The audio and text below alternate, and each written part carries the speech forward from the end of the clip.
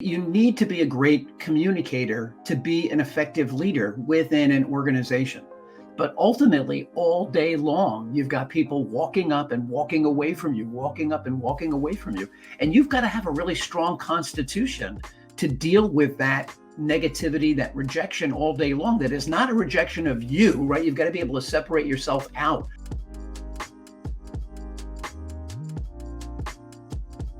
Glenn Rudin is known as the Message Master. He is a high-energy sales and marketing consultant and coach with more than 25 years of diverse experience with a focus on consumer packaged goods.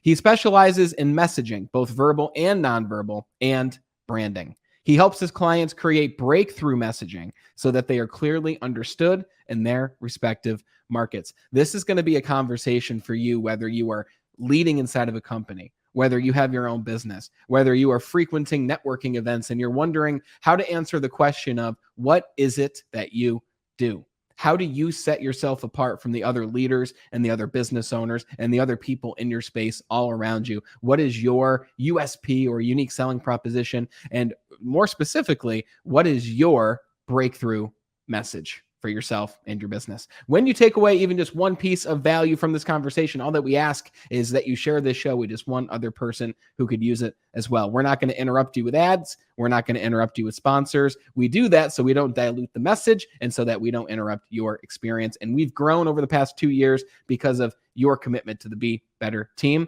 because you are the best part of the Be Better team. So without further ado, we are here with our friend, Glenn Rudin. Glenn, thanks so much for being on the podcast, my friend. Brandon, thank you for having me. I'm really looking forward to a robust conversation with you about all the great things that you just mentioned. Thanks for the time. Well, judging by our conversation before the recording, I know it's going to be a really fun one. We have a lot of things to dive into. And for those people out there who do struggle to talk about what they do, and some people listening are inside of a company right now, and they might be thinking to themselves, is this conversation really for me? So I'd like to ask you, for those people inside of organizations who do lead a team or they're working with other people inside of a company, they don't have their own business, is this idea of a brand in your hand and personal branding, is this important inside of an organization as well? Oh my goodness, it is. It's so important for people who are working inside of organizations for a number of reasons. Let's start with this, right? You need to be a great communicator to be an effective leader within an organization. And if the messaging that you are giving out, even if it's just about yourself, how you manage yourself and how you project yourself to your team, that right off the bat can either set you back and cause people to whisper behind your back, sadly, because they will, or it will inspire them to want to interact with you more because they feel that you are a leader that they want to aspire to be around, that they want to learn from. And so all of this branding and messaging is critical inside a company as well as outside a company. So if you do have people who are listening to our conversation today and they are working inside of a company, and they don't have a crystal clear message to the team that they interact with on a daily basis, they need to sit down and listen carefully to the conversation we're having today, because they could be their number one impediment to moving forward in the organization or to moving their programs forward in the organization with their team. Absolutely. I've worked with a lot of different leaders inside of the sales world specifically. So you and I come from similar backgrounds, I'm sure, different industries, but similar backgrounds. And I've seen a big difference with leaders that can move and inspire a team and leaders who just tend to fall short. They're not sure why they're falling short. They've got the greatest intentions, but they're just not sure why they're landing with their teams. The same thing goes for top salespeople that I've spent time with. The top salespeople are some of them are, they're not educated. They don't have a sales background. They just come right into the company and they start performing like some people who've been here for 10 years and have quote unquote mastered the art of sales. And it's absolutely what you mentioned. They communicate and project themselves in a different way. When you look at those top people, whether it's a top leader inside of the business or a top salesperson, in what way are they differently presenting themselves compared to the people who tend to fall short of delivering that clear message? Well, for me, when I look at the people who are most successful in the sales arena, I think it comes from an internal confidence. They speak from a place where they really believe in what they're selling, or they've convinced themselves that what they're selling is the right thing. And they do it unapologetically. They really believe that they are offering you, whether it's a car, whether it's multi-level marketing, whether it's some new product that they're behind, they have truly gotten themselves to a place where they believe in that product, that concept that they are selling, and nothing stands in the way of their confidence about that. And that's why I find that people who are great at selling are just great at doing that. They just, what is it? And just set me out there. And you could probably put them into almost any environment. They could sell real estate, they could sell insurance, they could sell products, they could sell services, because once they put that headset on, they put that logo on their clothing, and they say, this is what I do, this is who I am, and my goal is to just knock down the sales. That's what they do. But it just comes from this internal confidence that they've convinced themselves, this is what I do, this thing is great, and I'm going to go out and I'm going to make sure that as many people I can come in contact with become customers of what I do. I love that. I love that idea of internal confidence. And at the same time, I think of two different types of people here. I remember I spent 4 years only training new salespeople for Verizon Wireless in upstate New York. That's the only thing I did, was new salespeople come on. I show them the systems, I show them the sales process, and that's all we did. And over the course of 4 years, I would train over 1,000 salespeople. Wow. And I've met some people who have that internal confidence, and sometimes you don't even know who those people are until they actually reach the sales floor. And then you listen to them converse with their customers, and they start to actually acquire results. And then there's other people, though, who have tricked me, who they seemed to exhibit this confidence, this fire, this drive. They come in saying, I'm going to be a top performer. This is exactly what I'm going to do. And then they reach the sales floor and nothing comes to fruition from what they said. So I guess, is there a difference between drive and the desire to achieve and this idea of internal confidence? I hope that makes sense. It does. I think that some people are just generally motivated by the sale, and they appreciate the fact that they can control their destiny based on how well they complete the sales transaction. And in a sense, they're hired guns. I don't like to use the word guns there, but they're basically hired guns. They could come in. I would venture to guess again that you could take somebody who is successful in the space of working for a Verizon Wireless. You could take them out of that. You could transplant them the next week at a car dealership down the road, and they would be equally great. They are not affected by the rejection. They don't worry about people saying no, because they have truly mastered the fact that sales is a numbers game, and they are not insulted by the no. They just figure, I'm that much closer to my next yes, and they're not affected by that. And it's a certain mindset. It's a certain type of person, and that person sometimes is not as apparent until they're actually in the space, because they may not have the classic training. They may not have got through 4 years of school and grad school and have all kinds of fancy degrees and initials after their name, but they just go in there and all they do is they live for the sale. And then you've got other people that have all of the pedigrees, but just don't really like getting the no. They're just never comfortable with that. And it wouldn't really matter whether they were at a wireless carrier or the dealership or insurance. They're just going to have a difficult time because they don't want to find that no. They don't want to get to that no. And look, there's nothing wrong with that. The key is really knowing if that's you or if it's not you. If that's something that really motivates you, then find the thing that you are most passionate about selling, that you really love to be involved in. And I think that will, take you on a trajectory that will be really, really high. And if you're not that kind of a person, again, you need to really figure out what you are comfortable doing.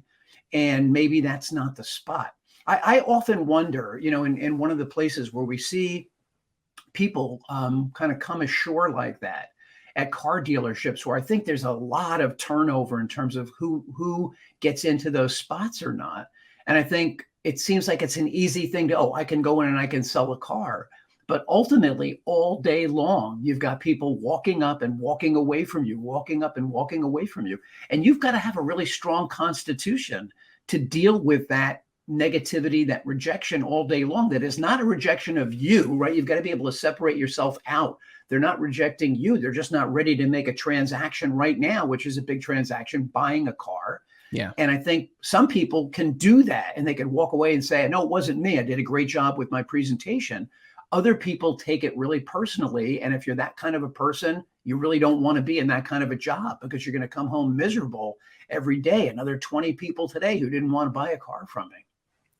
100%. I think that there's I think that there's two sides to this coin. The idea of not taking it personally and the idea that that person didn't make a decision, not because of you, just because it just wasn't the right time for them or whatever it is. But I do believe that there is a small there's a small window of time there where if you did present yourself differently, if you did deliver a breakthrough message versus just, you just showed up, you're just doing your thing, you don't have a structure in which you are communicating to this client. You don't have a structure in which you're communicating to your team. I do believe that no could have been a yes. And sometimes when something is structured in a way that makes someone feel comfortable, it shows them that you know your stuff. It shows them that you have that internal confidence, that they know that you're going to be there for them, client or a team. Then that person will be much more likely to say yes, even if they just went to the lot that day and they said, I don't know if I want a car today. We'll just go see what's going on. You could be leaving with a car that day because the person you worked with made you feel comfortable. They presented themselves with confidence and they led you through a process that made sense for you. Yeah, and I've always believed that the very best, most confident presentation that you can make or negotiation you could be involved in is the one where you're very readily able and willing to walk away. There's no desperation in you that you've got to make this sale right now or the world is going to end, because people smell and sense that desperation as opposed to a quiet confidence. Hey, listen, I know how great these cars are, and looking over your particular set of circumstances, these are the 2 or 3 models that you belong in. And whether you end up buying them from me today or somebody else tomorrow, it would really benefit me to know that I gave you the best information possible. This is what I would do if I were you. And now I'll leave you to make your decision, shop around, do your test drive, whatever you're going to do. But just not have that, are you going to make the decision today? When are you thinking of doing this? How long have you been looking? Right? There's a series of questions that lead you into that sales exchange with somebody that either tell somebody that you are desperate, that you've got to get that commission today, that you've got to close this today, or you have that quiet confidence that says, you know what you're doing. You know you've put the right information out there. You set the bait on the hook. And now whether or not the fish wants to bite that day or not, sometimes you just can't control that side of it. But you can walk away from that knowing I did everything I could do here and supplied all the information I could. I was quiet. I was confident in what I was doing, but not desperate. And there's a real fine line there where you cross over into that. And I feel that when people start pushing on that desperation, nobody likes to buy from somebody who's in that situation. Yeah, you can smell it for sure. Yes. Yeah. Sales professionals out there, that was for you. That idea of quiet confidence. And it's not even in what you say. It's a lot of how you present what it is you're saying.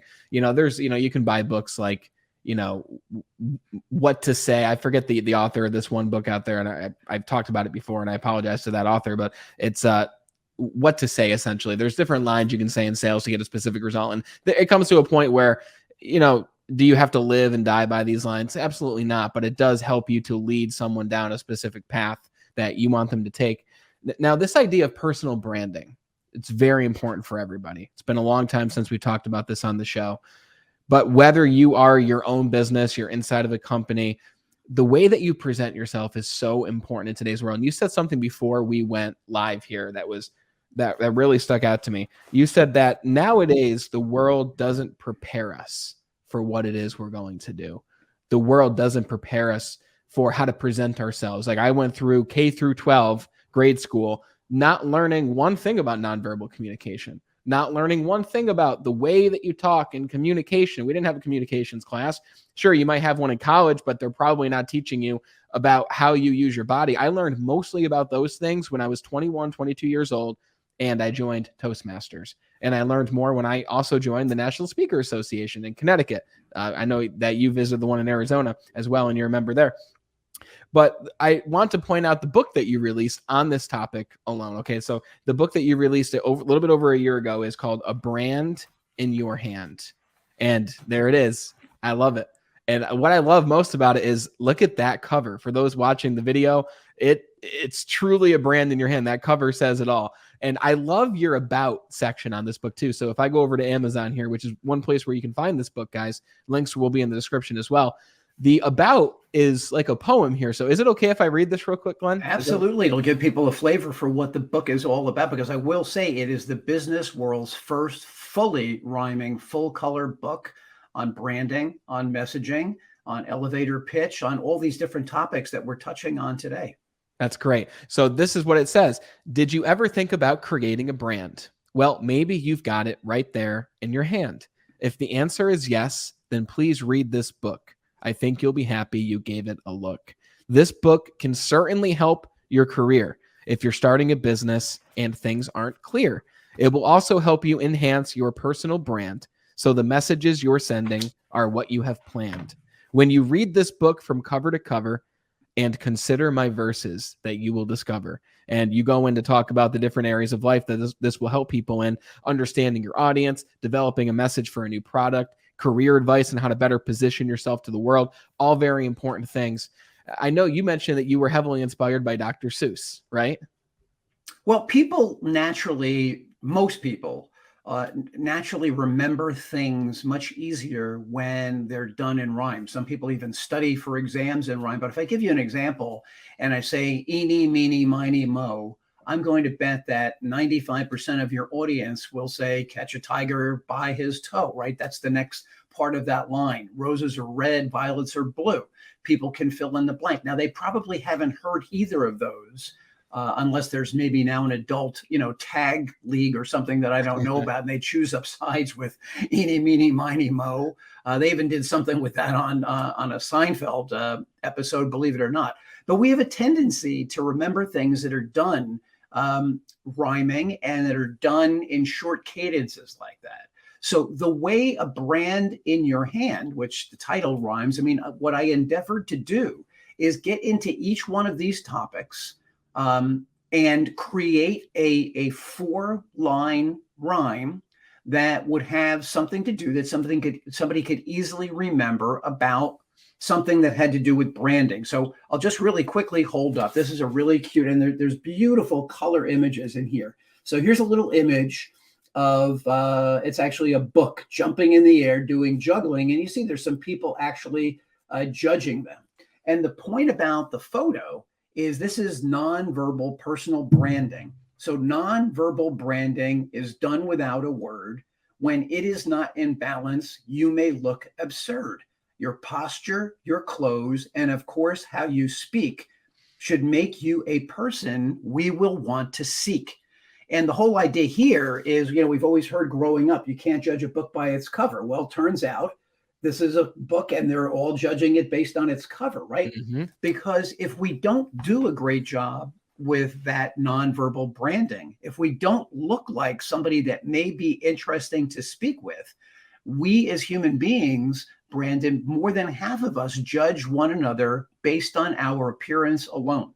So half the people that you meet before you even get a chance to say hello, before you even get a chance to start uttering a pitch, good, bad, or indifferent, will look you up and down. And mentally, they're already starting to say, nah, don't really want to have too much to do with this person.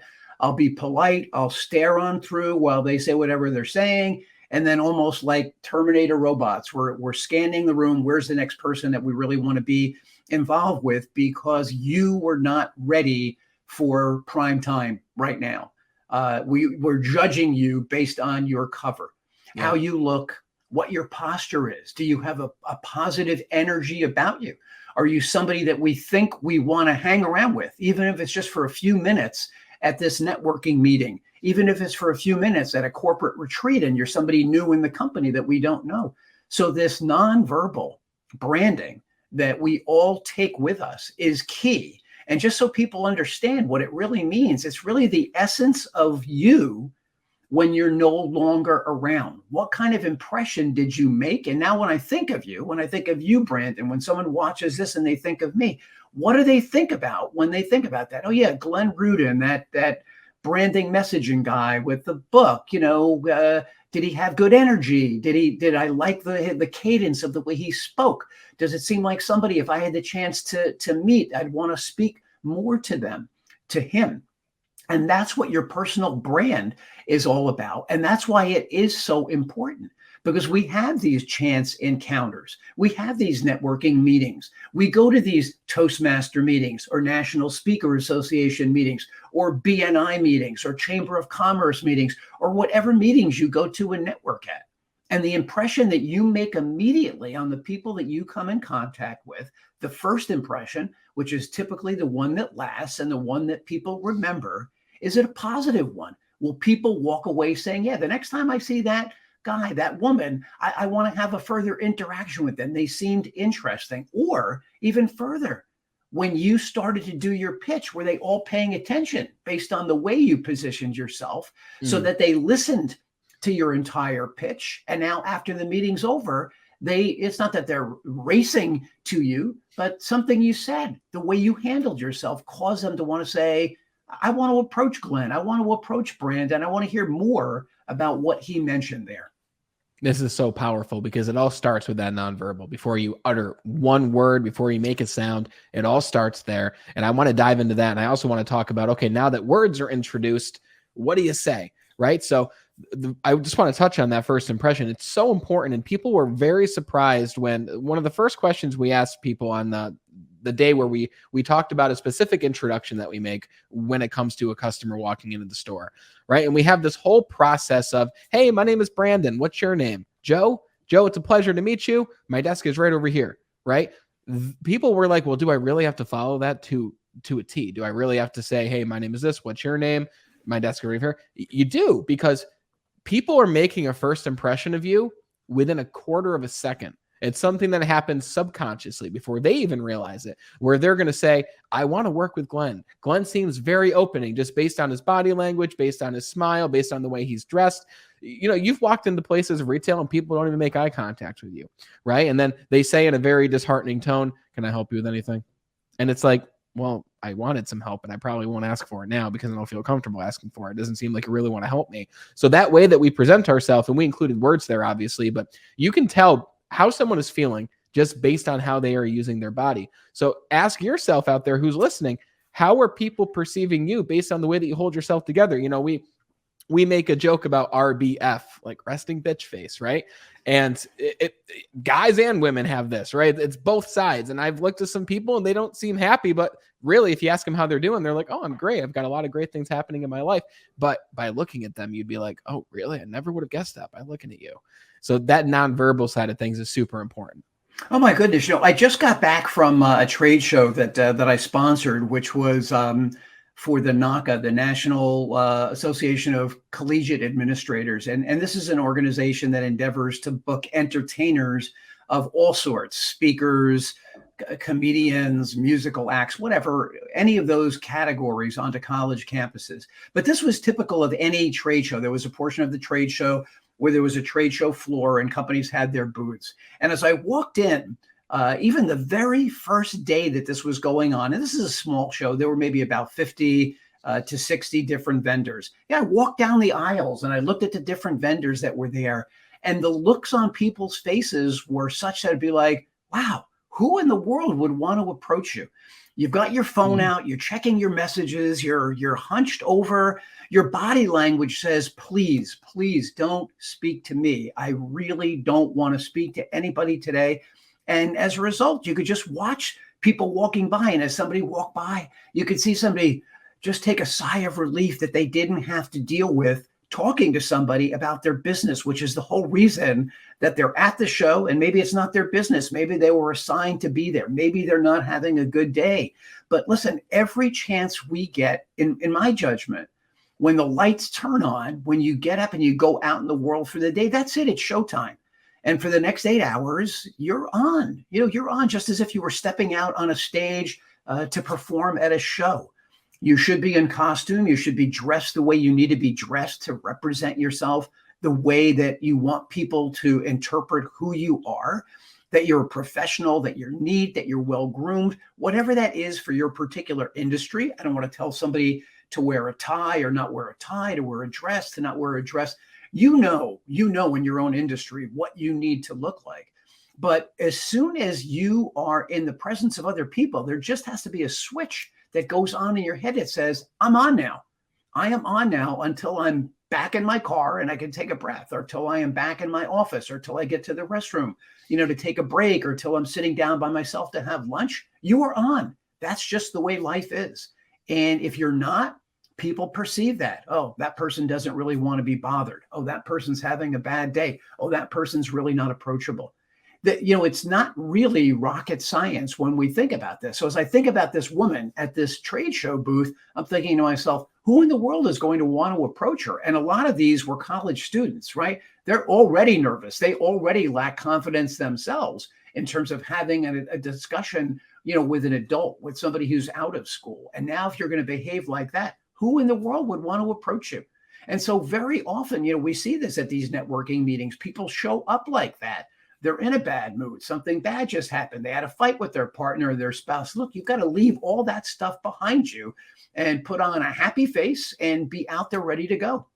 Yeah. And it's something that you get better with time. It's something Sure. that, you might be, at step one of this, and that's okay. Right. It's the intention of, I want to improve and get better at this, to a point where in a few months, maybe even sooner, if you really work on this and you attend the networking meetings and you attend the trainings and whatever it is your life looks like and what you do, all of a sudden you're able to snap into that state of, even if you're an introvert, you're able to snap into that state of, I'm going to put on my best self. I'm going to hold myself a certain way. Doesn't mean you need to walk in with a smile that's not real. It just means when you do make eye contact with someone, lighten your face, right? Even make a slight smile, right? You don't have to smile like crazy. They might think you're a crazy person, but really just make yourself welcoming, make yourself open, go up to that person, shake their hand, right? Depending on them, of course, maybe not, but I'm a handshaker personally. I think that's super important. I love it too.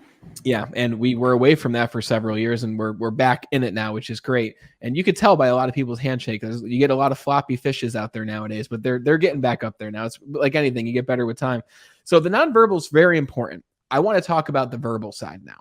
Okay. And Sure. Not even necessarily like the intonation and stuff like that, but specifically when someone goes to a networking event and they're presenting themselves and someone asks the question, the most difficult question in the world of, there's two questions that are kind of the same thing, but different. The first one is, what do you do for work? Or tell me about your business. And the other one is, tell me about you, right? I find one of two things happens.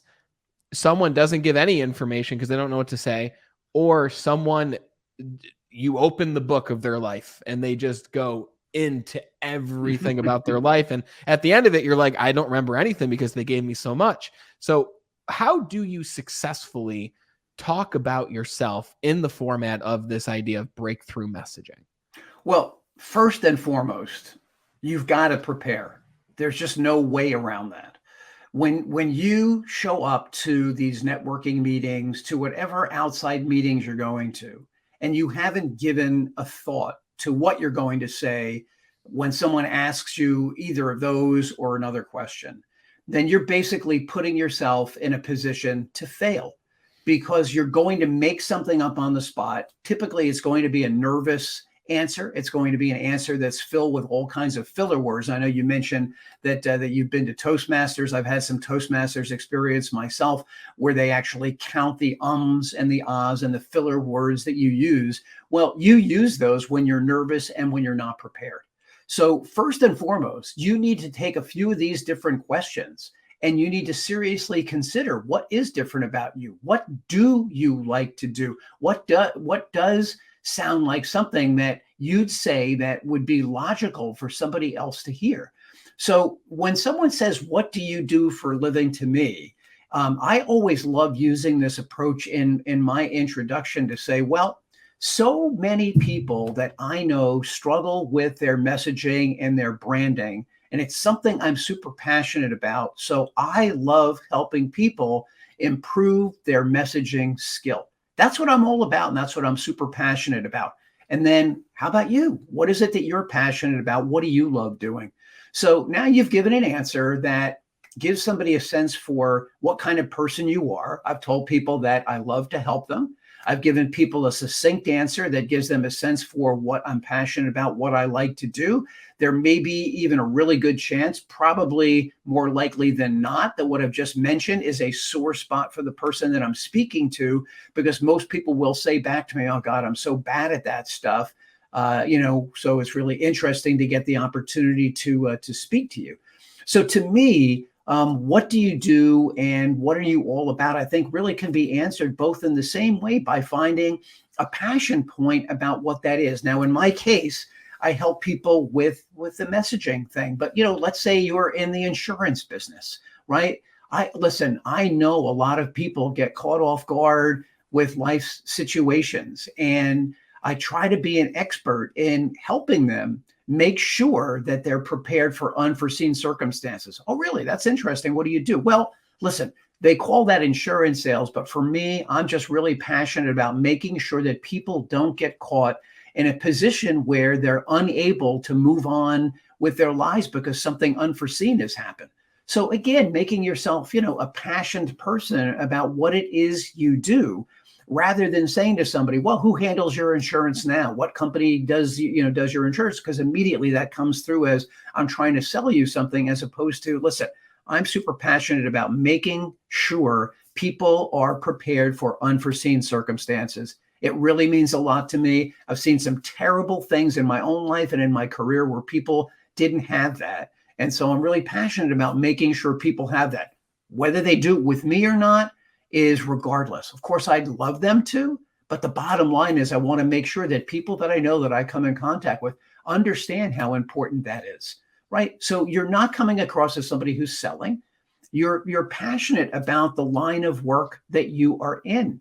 And there's not a person on the planet who can't respect that that's what you're all about. Now, again, whether or not they want to endeavor to find out from you what an insurance policy costs or whether or not your coverage is enough, that's another story.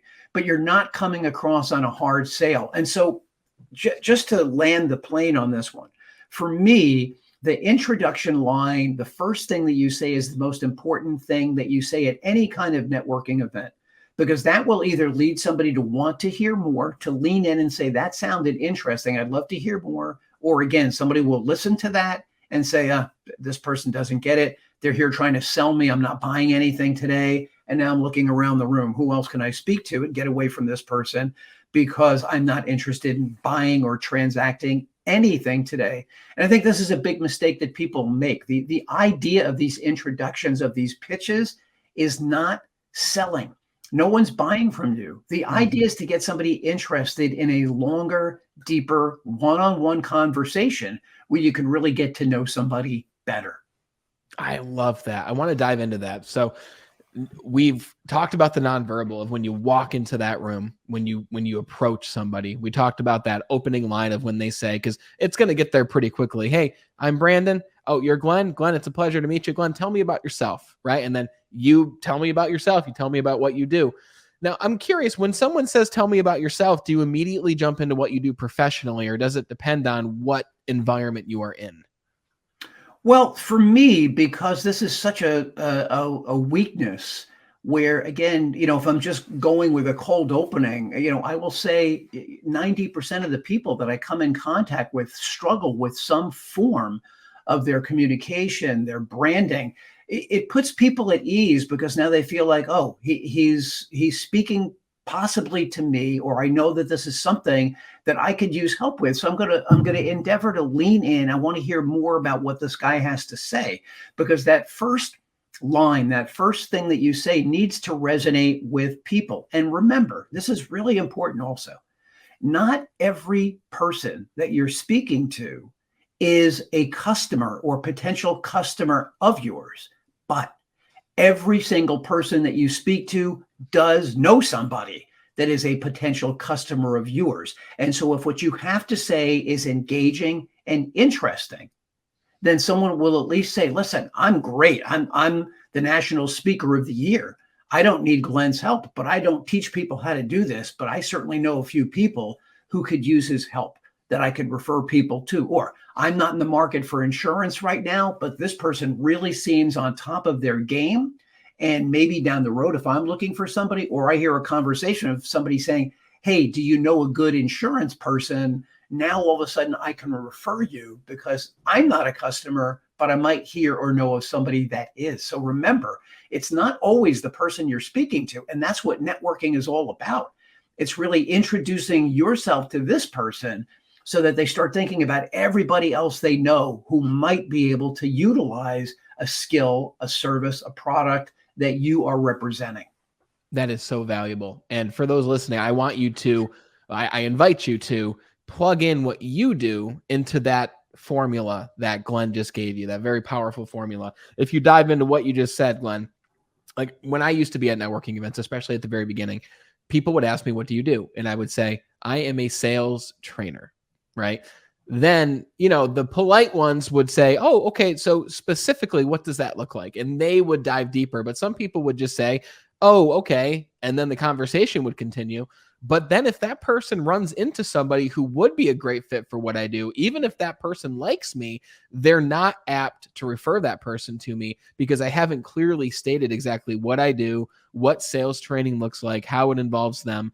But think about this difference. I am a sales trainer versus a lot of salespeople today struggle to create a clear path ahead. A lot of salespeople are suffering. A lot of salespeople lack purpose in what it is they do. And I know that because I was one of those salespeople.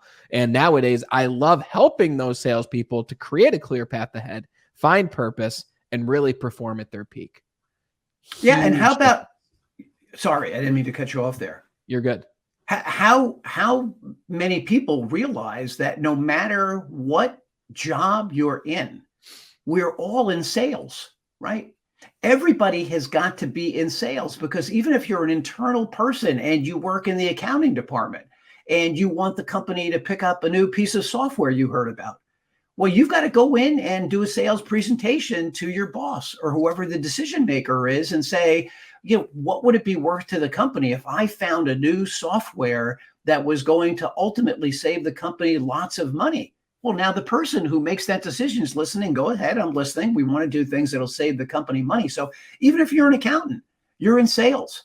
Even if you're the person who, at this point in time, do we still have a quote unquote receptionists or greeters at the front door?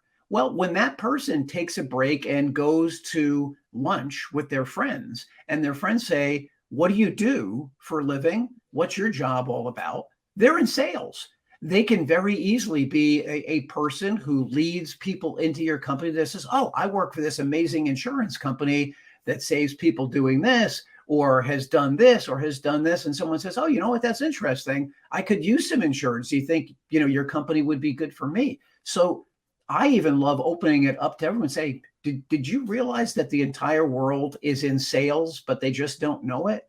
And if you've got employees in your company, and you're not training them on the benefits of interacting with your company, you're wasting a huge opportunity.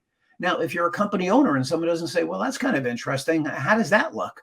Well, we specialize in setting up introductory sales education for everybody in the company so that when anybody in your company goes out and interacts with the world, there's an opportunity for them to bring a lead back to your company. How does that sound? And that's the thing. You never know where your next client's going to come from. You never know where the next big opportunity is going to come from. One of my favorite clients is actually one of my sister's best friends from back in the day who we've grown up now, right? My sister is almost 10 years older than me, but we've grown up and she asked me what I do. I told her what I do. And she says, I want to do that. Can you help me to do that? And now I help her to do that, right? So if I didn't clearly state exactly what I do, then I wouldn't have her as a client. She's one of my favorite clients who's gone on to continuously help so many other people in what she does.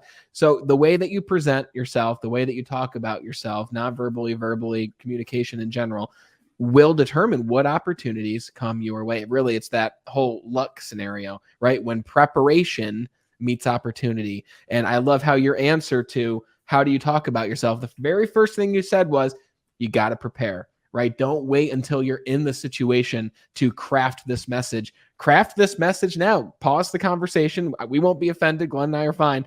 Pause the conversation and write down what you do, and then test it in real life and see how people react to that. If they're constantly saying, whoa, that's interesting, tell me more about that. How'd you get into that? What does that look like? You're probably on the right track. If their eyes glaze over, then you're probably not on the right track. Obviously, it depends who you're talking to as well, but you can use common sense here to really get down to it. Now, I'm curious, Glenn, before we talk about where people can find your book, what is a question on this topic? And I know we talked about several things, but what is a question that you wish more people would ask you about this, but they don't? Like, what's a question you wish people would ask you about this topic? Well, I'd say probably the best question somebody could ask me is, what can I do to get better at this? And naturally, you could work with me, but even if you don't work with me, we've developed some handouts that you can use that even start with the key question: why do you do what you do? Right? And this takes some deep thinking. Why do you sell insurance? Why do you sell cars? Why are you an employee of this company? Why does what you're doing matter? And if you start with the why of why you do what you do, and then get into how is what you do different than other people that do it, those are just two great questions for you to sit down and contemplate. And this is, to me, is a lifelong endeavor to continuously improve the message, the impression that you make. And look, today compared to where we were years ago, anybody can, for free, can have a Zoom account on their computer, or can pick up, there's 100% market saturation. I know you work in this industry. Everybody has got a phone now that's got a camera that's capable of doing video. And there is no reason in the world why you can't videotape yourself and see, is what you're saying interesting even to you? One of the seminars that I developed is called, Would You Do Business With You? Would you do business with you? Ask yourself that question. If literally you record this message and now you play it back to yourself and you watch that, can you honestly say you'd book an appointment? You'd go to the next level. You'd ask where you could get whatever it is that you're selling or you're involved in. Because if you wouldn't, then we wouldn't. If you're not enthusiastic about it, we won't be. If you don't believe in it, how can we? If you're not convincing in what you do, how could you convince us in what that is? And again, we all sense that. We all know that. I'll compare it to this. I like to say for people that doing a pitch is very similar to doing a performance on stage, because all the elements are there. You've got your costume that you need to be in. And again, whatever industry you're in, you need to endeavor to look as professional as you can for your industry. And I know so many people will tell me, well, we're super casual. I can't do this. I can't do that. You know what professional looks like. Don't be lazy about it. And if you need to upgrade your wardrobe, go ahead and do it. So element one, you're in costume, your branding, what you look like, you're wearing your so to speak, your business makeup in terms of you look like what you want to look like. Now you're going to be on stage, right? Whether you're in a conference room with a bunch of people, or you're meeting somebody at a local restaurant for a cup of coffee, that's your stage. Once you walk in there and the person that you're going to be meeting with, or the audience that you're going to be meeting with, is there, now you've got your audience. Again, just like you're doing a performance. You need to have your script, your lines rehearsed well enough so that they come out of you naturally, but that you're not fumfering and adding filler lines and you don't really know what it is you want to say, just like an actor going out on stage. So when the curtains open, you take a deep breath and it is showtime. You are ready to go. And to me, if you approach every meeting, every encounter you have like that, you are so far ahead of most of the people that I come in contact with that your odds are going to increase astronomically in terms of the interactions that you have with people, where again, they're not necessarily buying from you, Brandon, but now they're going to want to hear more because they feel like they're in the presence of a professional. Oh man, so glad I asked you that. What an amazing way to wrap a bow on this whole conversation. Because when your mission is successful, the world will be full of people who are presenting themselves with that confidence and with that quiet confidence as well, right? Who are prepared, they know what they're going to say, but at the same time, they're still authentic because, yes, you're preparing, but you're preparing maybe 10% of that entire conversation. The most important part, you're preparing how you're going to physically present yourself. You're preparing the first things that you're going to say, what you do, but then it's going to lead into them. It's going to lead into, tell me about you. Tell me about what you do. Then it goes to listening skills, and it goes to asking great questions. And there's so many different pieces of this, but the pieces that we talked about today are some of the most important when it comes to presenting yourself to the world with poise and confidence and tact. And I'm really glad that we dove into this, and we've only scraped the surface, guys. So when you're ready to dive into the rest of this methodology in a very fun and rhymey way, then you got to pick up A Brand in Your Hand, Glenn's book. It's on the screen again, and you can find it in the comments. You can find it in the comments or the description, wherever you're watching and listening. And based on the way that Glenn wrote it, you've got pictures. I like pictures, right? They're not just for children's books. We're just grown children is what we are. And I love digesting books like that aren't small type font and everything like that. So that will dive more into everything we talked about today. Now, Glenn, where is the best place that people can grab a copy of your book and follow you to learn more about what you do? Well, certainly you can go up to Amazon and just do a quick search for A Brand in Your Hand. This is a beautiful hardcover book. The digital version is available up there also. And again, the idea here is to introduce the uninitiated to all these different concepts, just the way you see it on the cover of the book: branding and messaging and audience and personal brand, all these different things. You can find me on Instagram. It's Glenn with 2 N's _ Rudin _ message _ master. You can find me, of course, on LinkedIn, Glenn Rudin. I believe Glenn 2 N's Rudin, Rudin. I am the only one up there, and I am constantly posting on these topics like this that I am so passionate about, where I feel that I can help people with help that was never provided to me when I was younger, that would have enabled me to get to where I am sooner than later. Look, the schools just don't teach this. And that's why I am a speaker and I speak passionately about this. That's why I'm a coach, and I try to coach as many people as I can on this. You can also go to alwaysbeencreative.com. That's my website. Feel free to book a free 30-minute call with me if you think that you want some help with this kind of topic and I can help you understand where you are and where you need to go. It would be my pleasure. Brandon, I can't thank you enough for the opportunity to speak with you today, have a great conversation like this, and I'm forever grateful. Thanks so much for the opportunity. It's very clear you're passionate about this. It's my pleasure. Links are in the description to each of Glenn's social profiles, as well as the link to where you can grab A Brand in Your Hand. Glenn, it was my pleasure to have you on the show. Thanks so much for joining. The pleasure was all mine, Brandon. Thank you.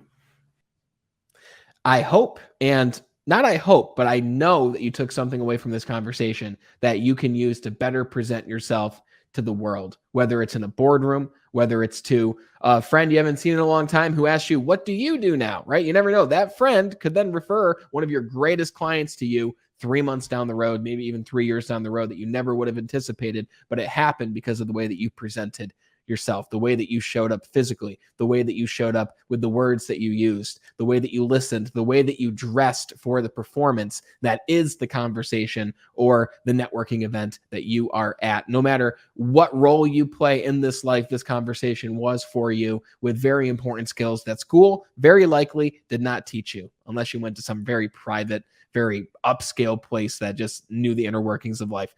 So links are in the description to go check out everything that Glenn Rudin is up to on LinkedIn, on Instagram, his website. But most importantly, I want you to leave this and grab a copy of Glenn's book, A Brand in Your Hand. It's on Amazon. You can grab the digital or the physical copy to go through that, because no matter who you are, it's going to give you even more tools that you can use immediately to present yourself even more successfully in the world. Thank you for being the best part of the Be Better team and for sharing this show with just one other person. And until we talk again next time, continue to be better.